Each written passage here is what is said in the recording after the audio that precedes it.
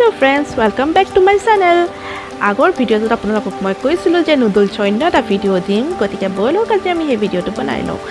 যেহেতু আগৰ ভিডিঅ'টোত মই চিকেন হাক্কা নুডলছ বনাইছিলো গতিকে কেৰাহীটো গৰম হৈ আছে এতিয়া ইয়াত দি দিছো অলপমান তেল আৰু তেলখিনি গৰম হোৱাৰ লগে লগে দি দিম মই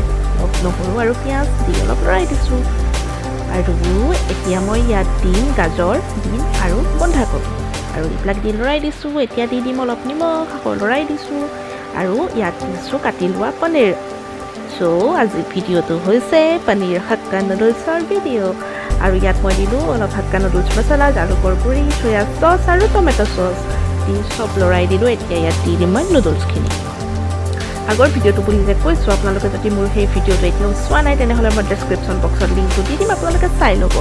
আৰু এয়া কথা পাতি থাকোঁতে আপোনালোকৰ লগত মোৰ বনি গ'ল paneer hakka noodles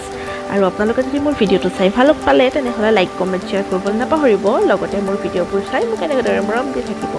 thanks for ৱাচিং বাই বাই